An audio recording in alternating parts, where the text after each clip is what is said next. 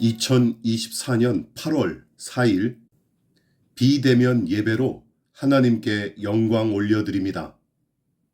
조용한 기도로 하나님 앞에 나아가도록 하겠습니다. 기도하실 때 지난 한 주간의 삶을 돌아보시고 또한 이 예배를 통해 우리에게 은혜를 베푸실 하나님을 기대하시면서 조용한 기도로 나아가도록 하겠습니다. 기도합니다.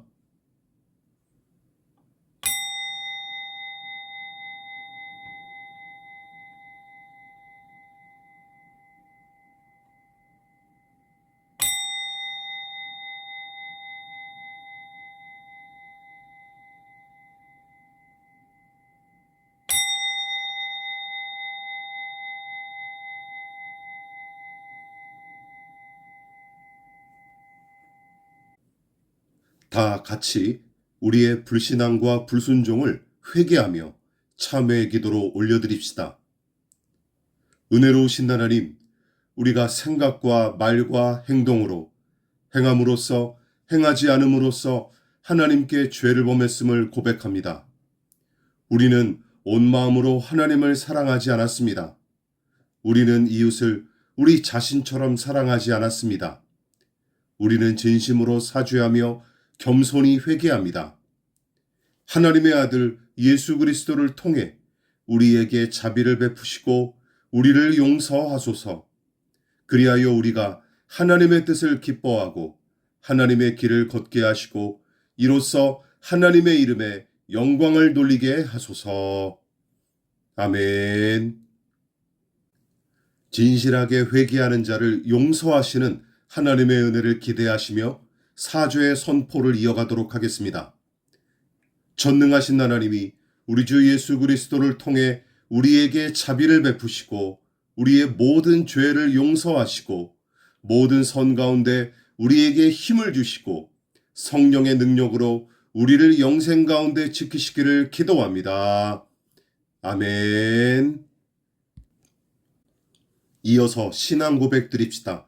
사도신경으로 우리의 믿음을 하나님 앞에 함께 고백하십시다. 나는 전능하신 아버지 하나님 천지의 창조주를 믿습니다. 나는 그의 유일하신 아들 우리 주 예수 그리스도를 믿습니다. 그는 성령으로 잉태되어 동정녀 마리아에게서 나시고 본디오 빌라도에게 고난을 받아 십자가에 못 박혀 죽으시고 장사된 지 사흘 만에 죽은 자 가운데서 다시 살아나셨으며 하늘에 오르시어 전능하신 아버지 하나님 우편에 앉아 계시다가 거기로부터 살아있는 자와 죽은 자를 심판하러 오십니다. 나는 성령을 믿으며 거룩한 공교회와 성도의 교제와 죄를 용서받는 것과 몸의 부활과 영생을 믿습니다. 아멘. 오늘 함께 나눌 은혜의 말씀은 구약 성경 잠언 17장 17절 말씀입니다. 구약 성경 잠언 17장 17절 구약 성경에서 929쪽에서 930페이지 정도 됩니다. 잠언 17장 17절 말씀 함께 봉독하십시다. 친구는 사랑이 끊어지지 아니하고 형제는 위급한 때를 위하여 낳느니라. 다시 한번 봉독하십시다. 시작. 친구는 사랑이 끊어지지 아니하고 형제는 위급한 때를 위하여 낳느니라. 아멘. 오늘은 담임 목사 가정의 사정상 비대면으로 예배 영상을 송출하여 함께 은혜를 나누고 있습니다. 교우 여러분들과 구독자 여러분들의 양해를 부탁드립니다. 오늘 말씀의 제목은 형제는 위급한 때를 위하여입니다. 형제는 위급한 때를 위하여 라는 제목으로 하나님의 말씀의 은혜 함께 나누도록 하겠습니다. 잠언은 한자로 비늘 잠자에 말씀 언자를 써서 잠언으로 표시하고 사전적 의미는 사람이 살아가는 데 훈계가 되는 짧은 말로서 정의하고 있습니다. 영어로는 프로버브라고 쓰는데 이 단어도 우리말 잠언의 뜻 그대로 속담, 격언, 금언, 교훈 등을 나타내는 말이죠. 잠언의 히브리어 제목인 미슐레이 역시 마찬가지입니다. 특히 잠언은 신앙의 무슨 정교한 교리를 장황하게 가르치거나 한 인물을 중심으로 이야기를 펼쳐나가는 다른 성경과 다르게 각 구절의 내용이 짧아서 내용 파악이 어렵지도 않고 읽기가 편합니다. 또한 모든 시대와 문화를 관통하는 세상살이의 이치와 도리를 가르치므로 여타 성경보다 이해하기가 쉽고 또 누구나 쉽게 접할 수 있는 성경 중 하나죠. 아마도 전도서와 함께 가장 쉽게 읽고 이해할 수 있는 성경을 꼽으라면 잠언을 꼽을 것입니다. 물론 짧고 이해하기 쉽다는 장점이 오히려 이 책을 가볍게 여기는 단점으로 작용하기도 하죠. 잠언이 다른 종교의 가르침이나 일반적인 격언집의 내용과 크게 다르지 않다고 여겨서 도리어 신앙 좋다는 사람들이 별거 아닌 성경으로 취급하는가 하면 어떤 사람들은 이 말씀을 불교 경전이나 격언집 정도로 이해하는 데서 그치기도 합니다. 물론 두 가지 모두 잠언을 대하는 좋은 태도는 아닌 것처럼 보여요. 그렇다고 성경에 포함된 책이겠거니 그래서 중요하겠거니 하는 식으로 대충 넘어가지도 마십시오. 뭐가 뭔지도 모르고 무턱대고 손뼉치면 그저 무지몽매한 군중으로 남을 수밖에 없습니다. 그래서 성경의 독자는 잠언의 의의와 가치를 이해하고 이 말씀 속에 깃들인 하나님의 능력과 생명을 스스로 체험하면서 삶에 적용하는 애씀이 필요합니다. 그렇다면 이 잠언은 어떤 가치와 의의가 있을까요? 이에 대해 쉽게 설명한 책이 한 권이 있습니다. 메시지 성경을 집필한 유진 피터슨 목사는 잠언 말씀을 소개하는 머릿말에서 이렇게 밝혔습니다. 많은 사람들은 성경에 주로 천국 가는 방법, 즉 하나님과 올바른 관계를 맺고 영혼의 구원을 얻는 법이 적혀 있는 줄 안다. 물론 그런 내용도 있지만 그것이 전부는 아니다. 성경은 이 세상에서의 삶, 곧 올바르고 건전하게 사는 일에도 똑같이 관심을 갖는다. 성경의 1차적 관심사가 천국이고 이 세상은 거기 딸린 군더더기가 아니다. 예수께서는 하늘의 서처럼 땅에서도 가장 선한 것을 행하소서라고 기도할 것을 명하셨다. 무슨 의미인지 이해하십니까? 눈에 보이지 않는 하나님 나라를 비롯한 영적인 일들이 중요하지만 그것 못지않게 우리가 땅을 디디고 사는 일상과 이 세상 역시 소중하다는 뜻이죠. 많은 사람들이 우리 기독교 신앙을 오해하는 지점이 바로 이것입니다. 마치 성경이 우리가 사는 세상을 무시하고 오직 하나님 나라와 보이지 않는 영적인 일만 중요시한다고 생각하는 것이죠. 만일 성경이 그런 책이라면 성경 66권 중 남아있을 책이 거의 없을 것입니다. 왜냐하면 그만큼 성경은 눈에 보이지 않는 하나님과 그 나라에 대해 가르칠 뿐만 아니라 하나님 당신께서 창조하시고 인간의 죄로 타락하며 예수 그리스도의 복음으로 다시 새롭게 하실 이 세상과 사람에 대해서도 성경은 끊임없이 이야기하기 때문이에요. 고상하고 심오한 이야기만 늘어놓는 철학책이 아닙니다. 다양한 인간관계, 소소한 가족 이야기, 농사짓고 이사하며 먹고 마시는 일들. 다시 말해 크게는 나라와 민족의 흥망성쇠를 다루고 작게는 사람들이 울고 웃는 일상의 이야기로 가득 찬 책이 바로 성경입니다. 특히 잠언은 일상에서 관찰한 세상의 이치와 거기에 깃들인 영적인 교훈을 함께 기록한 성경이에요. 오늘 우리가 읽은 본문 17절 말씀도 마찬가지입니다. 앞서 언급했다시피 이 말씀은 세상의 생리와 사람 사는 이치를 관찰하여 정리한 교훈이라고 할 수 있어요.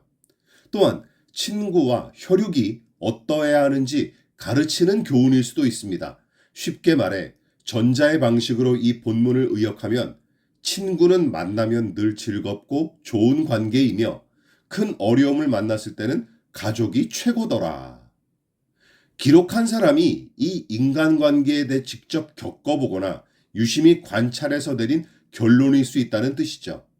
아니면 사람이 마땅히 지켜야 할 도리로서 친구는 항상 사랑해야 마땅하고 가족은 어려울 때 돕는 게 도리다 하며 기록한 말씀일 수도 있습니다. 저는 두 가지 모두 일리 있는 해석으로 보지만 오늘은 하나님의 명령과 마땅히 지킬 도리에 더 큰 비중을 두고자 합니다. 자, 우선 본문의 뜻을 좀 더 명확하게 또한 쉽게 알아보기 위해서 다른 번역본 성경과 비교해 보십시다. 표준 새번역은 본문의 내용을 이렇게 번역했어요. 사랑이 언제나 끊어지지 않는 것이 친구이고 고난을 함께 나누도록 태어난 것이 혈육이다. 현대인의 성경입니다. 변함없이 서로 살아가는 것이 친구이며 위급할 때 서로 돕는 것이 형제이다. 히브리어 직역 성경입니다. 친구는 항상 사랑하는 자고 형제는 환난의 때를 위하여 태어났다. 공동번역입니다. 사랑이 한결같은 것이 친구다. 어려울 때 도우려고 태어난 것이 동기다. 메시지 성경입니다. 친구는 비가 오나 눈이 오나 서로를 한결같이 아끼고 가족은 어떤 어려움이 닥쳐도 똘똘 뭉친다. 아마 대부분은 수긍하는 말씀일 테죠. 본문 말씀처럼 친구 사이는 죽이 잘 맞고 마음이 편한 관계라고 할 수 있습니다. 그래서 철부지 어린 시절에는 부모나 형제보다 친구가 더 소중했죠. 오히려 종종 가족은 거추장스럽고 귀찮기만 합니다. 사춘기 시절 지나고 계신 분이 계시거나 혹은 이미 그 시절을 지낸 분들이 대부분이시죠. 만날 잔소리만 해대는 것 같은 부모님은 내가 바라는 것을 무조건 가로막으려는 회방꾼처럼 느껴지고 친형제라는 인간들은 철천지 원수들처럼 자꾸 짜증나게 합니다. 그런 질풍노도의 시기에 친구는 없어서는 안 될 존재처럼 다가오죠. 하지만 일반적으로 누군가 곤경에 처하면 가장 먼저 달려와서 함께 부담을 짊어지는 것은 대개 그 사람의 가족입니다. 곰곰이 따지고 보면 한 사람이 태어날 때부터 죽을 때 가장 가까이서 지켜보는 이들이 가족이고 탄생의 기쁨과 죽음의 슬픔을 가장 크게 공유하는 사람들 역시 가족입니다. 정작 어려운 일이 터질 때 곁에 있어서 그 짐과 책임을 함께 짊어지는 사람들 역시 가족이 대부분이죠. 물론 꼭 그런 것만은 아닙니다. 지나가는 사람만도 못한 가족도 있기 마련이죠. 부모와 형제, 친형제가 곤경에 처할지라도 나몰라라 하며 제 이익과 평안에만 급급한 서류상의 부모 형제들도 우리 주변에는 허다합니다. 씁쓸하고 안타까운 일은 그런 부류의 사람들 가운데 신앙인들도 꽤 많다는 현실이죠. 아니 오히려 가장 가까운 가족과 친지들의 원성을 사는 교인들이 참 많습니다. 그런데도 정작 당사자는 자기는 신앙의 순수성과 중심을 지키려다가 핍박당하는 일이 많다고 생각하는데 그런 경우는 드문 케이스에 해당합니다. 대개는 신앙을 빙자한 몰지각한 태도와 무례한 작태 때문에 비판과 어려움을 자초하는 경우가 더 많습니다. 본문의 교훈은 그런 신앙인들에게 단순히 세상 돌아가는 이치를 관찰한 데서 그치지 않고 인간이 지켜야 할 마땅한 도리로 듣도록 촉구하고 있습니다. 즉, 혈육으로 맺어진 가족 간에 지켜야 할 여러 가지 책임과 도리가 있지만 그중 하나가 바로 곤경에 처할 때 서로 도와야 합당하고 가장 가족답다는 본문의 말씀이죠. 사람들은 기독신앙이 조상제사를 마냥 거부한다는 이유로 성경이 효도에 대해 가르치지 않는다고 섣부르게 판단하기 일쑤죠. 큰 오해가 아닐 수 없습니다. 여러분, 신구약 성경은 오히려 하나님을 섬기듯 부모를 섬기라고 가르쳐요.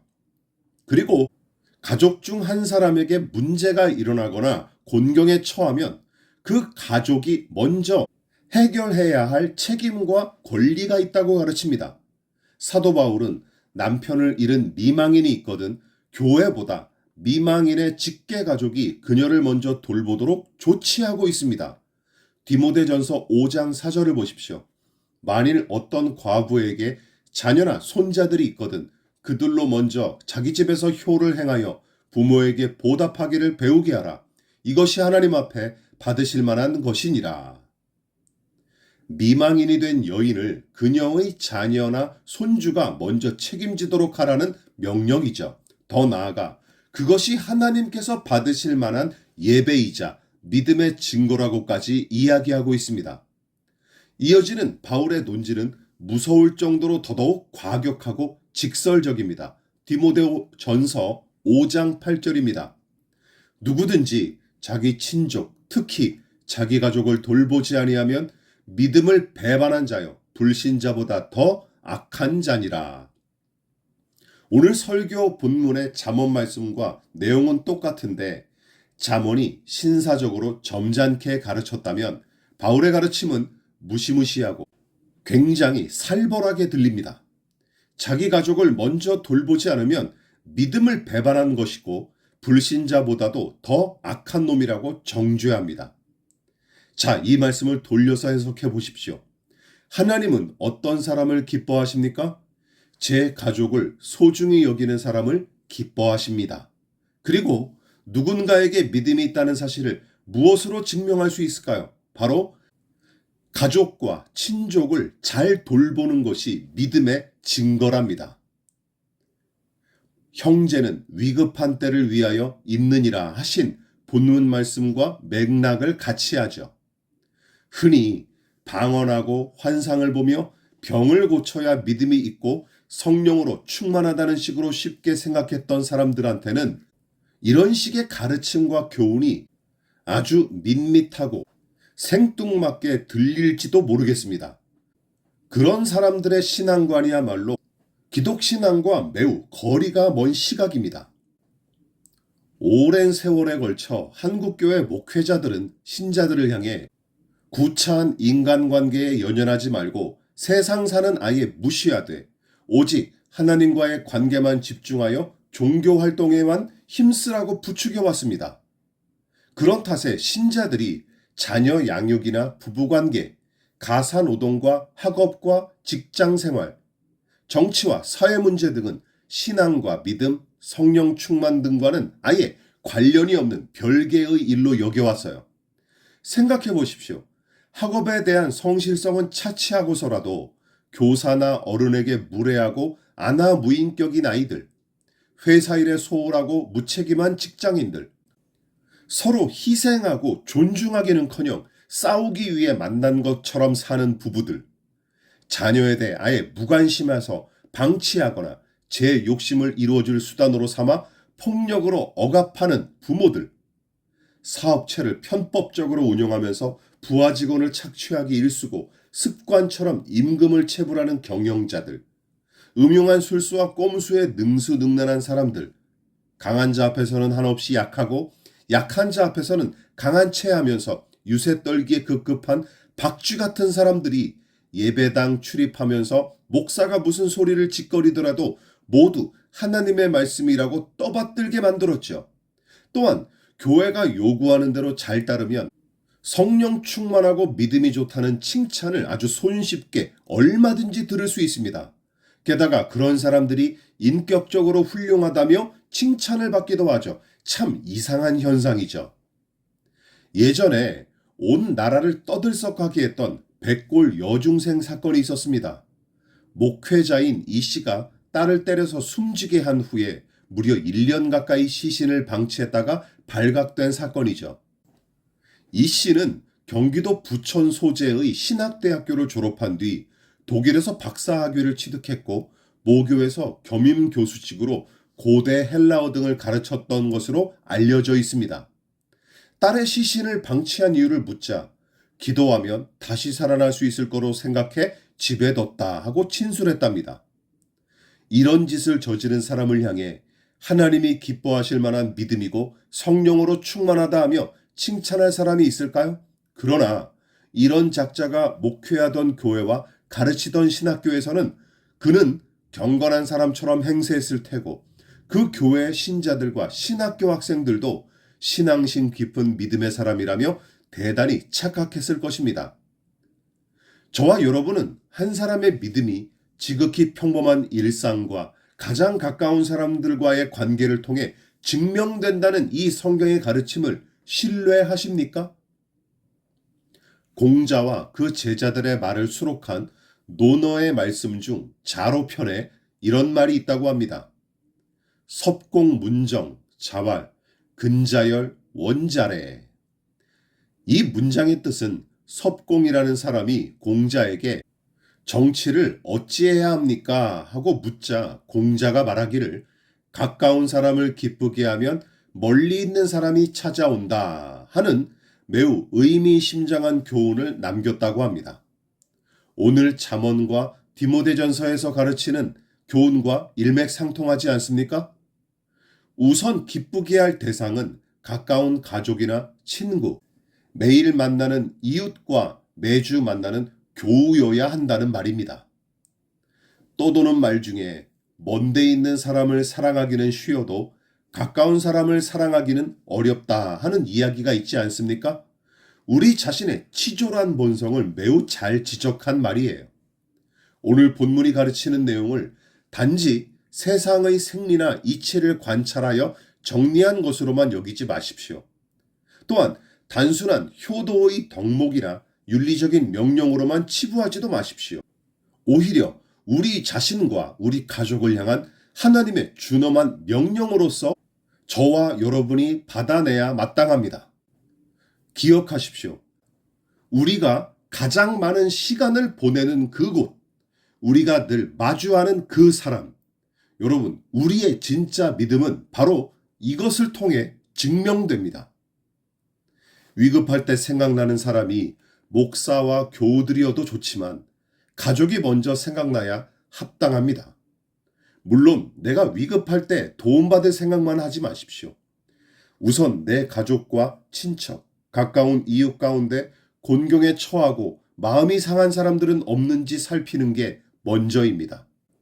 추석과 설날과 같은 명절, 나름 괜찮게 살아가는 내 식구끼리 먹고 놀며 지내기보다는 우리 주위에 소외당하고 고통받는 가족이나 친지들은 없는지, 또한 가난하고 어려운 교우들이나 이웃은 없는지, 우리와 같이 믿는 자들이 먼저 돌아볼 수 있다면 얼마나 많은 선한 일들이 일어날 수 있겠습니까?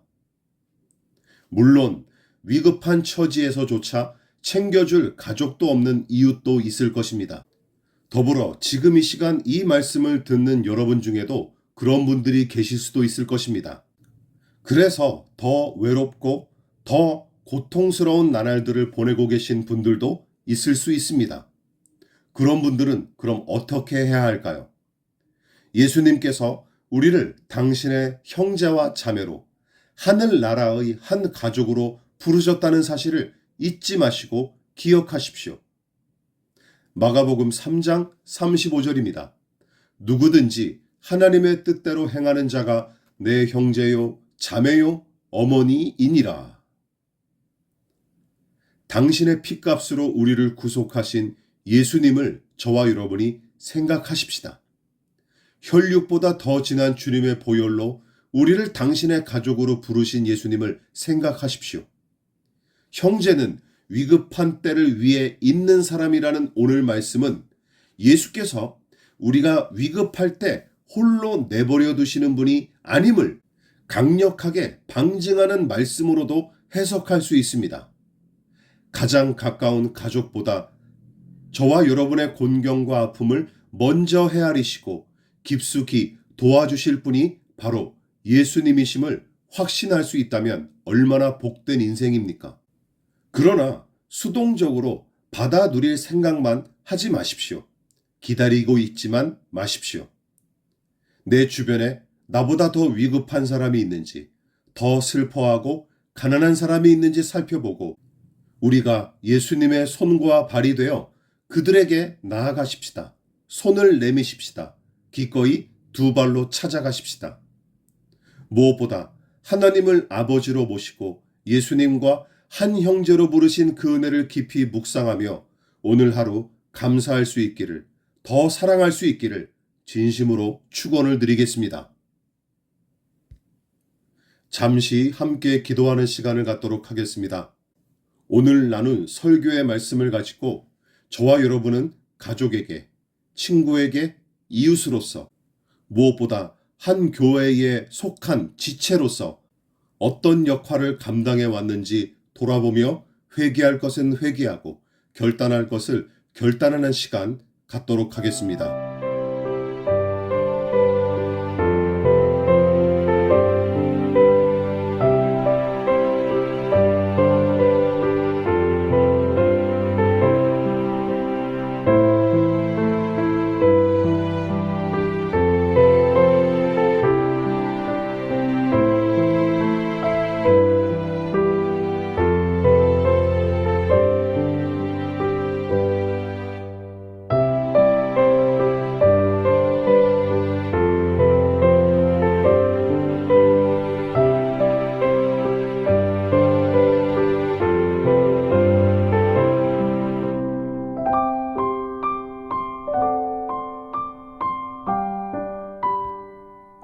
제가 기도하겠습니다.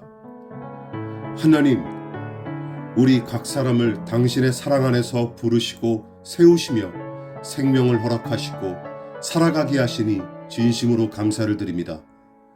하나님, 살아있는 동안 더 많이 사랑하고 또한 사랑받을 수 있는 인생이 되게 하옵소서. 무엇보다 하나님을 더 깊이 알아가고 그만큼 더 사랑하며 또한 하나님의 사랑을 흡족히 받아 누리며 살아가는 인생들이 다 되게 하여 주시옵소서. 또한 하나님께 받은 그 충만한 사랑이 나 자신을 건강히 사랑하고 내 이웃을 내 몸처럼 아끼고 사랑할 수 있는 그런 삶을 살아갈 수 있도록 도와주시옵소서. 움켜쥐기 위해 아등바등하는 인생이 아니라 나누기 위해 힘쓰는 인생이 되게 하여 주시옵소서. 무엇보다 우리의 좋은 이웃으로, 진정한 이웃으로 오신 우리 예수님의 생애를 본받아 살아갈 수 있게 도와주시옵소서. 망가지고 부패한 우리의 위급함을 대신하여 목숨을 버리신 우리의 참 친구이자 형제이신 예수님의 이름으로 기도합니다. 아멘. 예수님이 가르쳐 주신 기도로 오늘 예배를 마무리하도록 하겠습니다. 간절한 마음을 담아 함께 기도하십시다. 그러므로 너희는 이렇게 기도하라. 하늘에 계신 우리 아버지, 아버지의 이름을 거룩하게 하시며 아버지의 나라가 오게 하시며 아버지의 뜻이 하늘에서와 같이 땅에서도 이루어지게 하소서. 오늘 우리에게 일용할 양식을 주시고 우리가 우리에게 잘못한 사람을 용서하여 준 것 같이 우리 죄를 용서하여 주시고 우리를 시험에 빠지지 않게 하시고 악에서 구하소서. 나라와 권능과 영광이 영원히 아버지의 것입니다. 아멘.